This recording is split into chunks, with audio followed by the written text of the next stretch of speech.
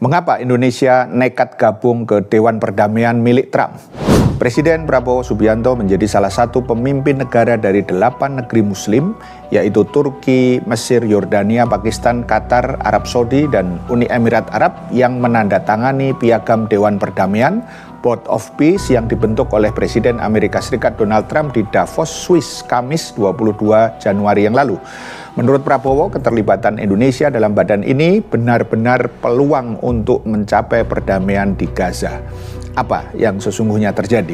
Pertama, lembaga yang diklaim akan mengurus Gaza ini telah memicu kekhawatiran sekaligus beragam pertanyaan tentang peta politik internasional. Salah satu kritik terkait dengan Dewan Perdamaian ini adalah susunan anggota Dewan Eksekutifnya yang tidak memasukkan warga Palestina, tapi justru melibatkan Tony Blair, mantan Perdana Menteri Inggris yang mendukung invasi Irak pada 2003. Pertanyaan lain adalah biaya yang harus dibayar untuk anggota permanennya untuk masa keanggotaan 3 tahun sebesar 1 miliar US dollar atau sekitar 16,9 triliun rupiah yang konon untuk biaya rekonstruksi Gaza. Selain itu, bagaimana lembaga ini akan mengambil alih peran PBB juga menjadi tanda tanya karena dewan ini akan diperluas untuk menangani konflik yang lain menurut salinan surat dan draft piagam yang dilihat oleh kantor berita Reuters bahwa dewan ini akan dipimpin Trump seumur hidup meski ia tidak lagi menjadi Presiden Amerika Serikat. Yang kedua, keterlibatan Indonesia menurut Presiden Prabowo merupakan momentum bersejarah, sekaligus peluang nyata untuk mendorong upaya perdamaian, khususnya bagi rakyat Palestina. Disebutkan bagi Indonesia, partisipasi dalam badan ini memiliki makna strategis. Keikutsertaan ini dimaksudkan untuk menjaga agar proses transisi Gaza tetap mengarah pada solusi dua negara, two-state solution, dan tidak berkembang menjadi pengaturan permanen yang mengabaikan hak-hak rakyat Palestina.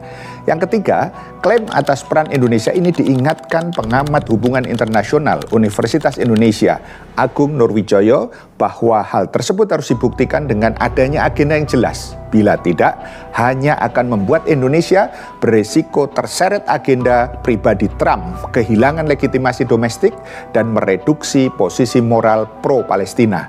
Indonesia jadi antek asing kalau tanpa punya agenda, katanya.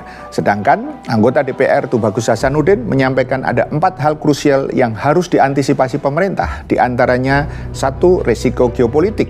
Indonesia akan dipersepsikan mendukung politik Amerika Serikat. Persepsi ini dapat mempengaruhi hubungan Indonesia dengan negara-negara lain yang punya pandangan berbeda terhadap konflik Gaza. Yang kedua, risiko keamanan personel. Penempatan personel TNI dalam misi yang berpotensi tidak inklusif terhadap seluruh faksi yang ada di Gaza, termasuk Hamas, dapat menempatkan pasukan Indonesia pada posisi rawan dan beresiko tinggi. Yang ketiga, dukungan finansial untuk membayar keanggotaan sebesar 16,9 triliun rupiah perlu dijelaskan pemerintah secara transparan mengenai sumbernya, agar tidak membebani keuangan negara dan kesejahteraan rakyat, katanya. Yang keempat, keselarasan dengan kebijakan PBB. Indonesia tidak boleh terjebak dalam skema yang justru bertentangan dengan prinsip, mandat, dan resolusi PBB terkait penyelesaian konflik Palestina dan Israel. Keempat, maka kita ingatkan kembali bahwa akar masalah Palestina adalah penjajahan yang dilakukan entitas Yahudi Zionis pro-genosida, dukungan penjajah Amerika.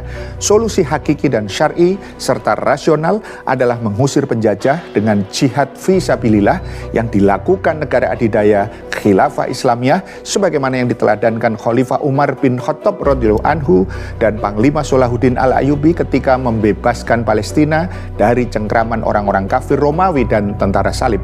Juga dipertahankan dengan gagah berani oleh Sultan Abdul Hamid II dari rongrongan entitas Yahudi, bukan justru mengikuti solusi dua negara yang batil secara syar'i dan membebek arahan raja penjajah Amerika. Pertanyaannya sederhana, bagaimana mungkin kita akan membebaskan Palestina dengan mengikuti kehendak penjajah melalui Dewan Perdamaian Trump ini? Perdamaian versi mana? Versi penjajah? Tolak akal bulus penjajah melalui Dewan Perdamaian Trump. Paham sampai di sini? Salam melek politik.